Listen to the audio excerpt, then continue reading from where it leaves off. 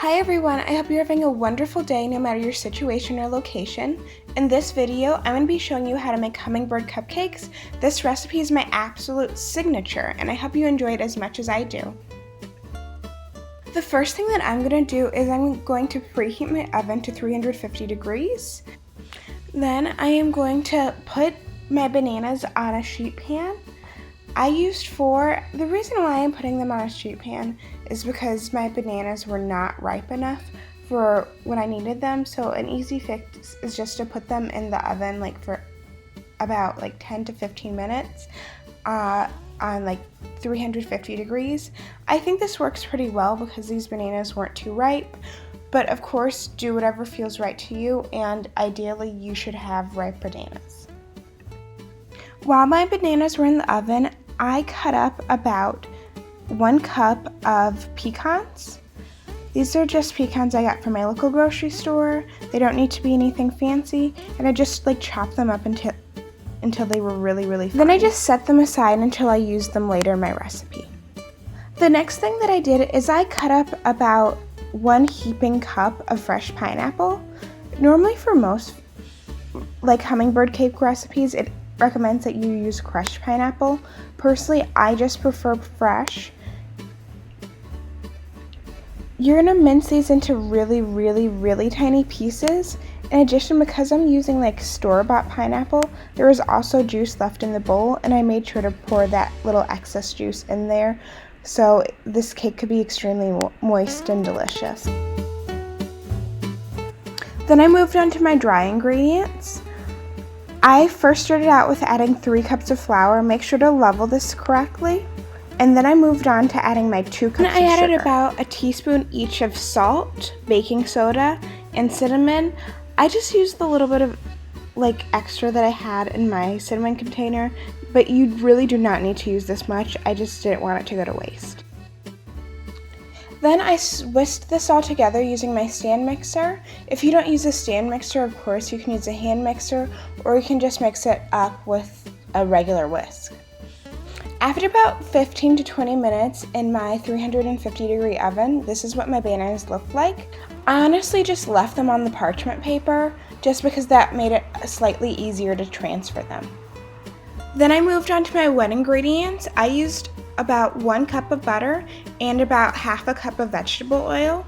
I use the vegetable oil just to make sure that the cake is nice and moist, something that the butter doesn't necessarily provide to my cakes.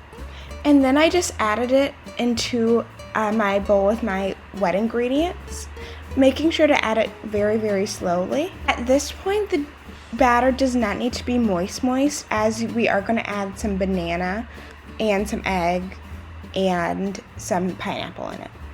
Then in a small bowl on the side, I added my 3 eggs just so I can add them pretty slowly into my batter. Then I added those eggs into my stand mixer, making sure to incorporate them one by one. The next thing that I did is I added 1 tablespoon of vanilla. I hate how it got on the top of my whisk, but either way it was able to combine itself with the rest of my batter eventually. Then I added my pineapple that I finely chopped.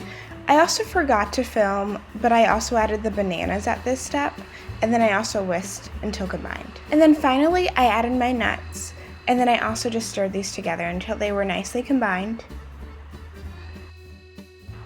And then it was time to pour my cupcake batter into my cupcake liners. Honestly, this is my least favorite part. I always have trouble picking them out of the container. I always put 2 cupcake liners or 1 cupcake liners, even though eventually at the end it doesn't matter. And actually, this recipe, I normally just make this a hummingbird cake, but this recipe in particular actually made 28 cupcakes, so I actually had to use a separate cupcake liner, but I'm just demonstrating on here.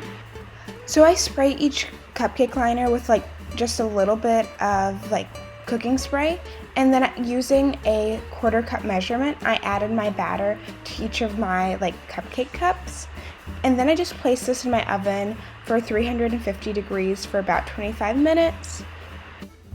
This is what one batch of them looked like when I took them out of the oven, and I let them cool for about an hour before adding my frosting.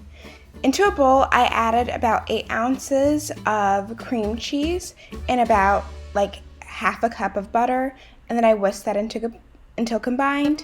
And then I added another teaspoon of like this vanilla. I use vanilla bean paste. I just think it has a better flavor, but use whatever you feel.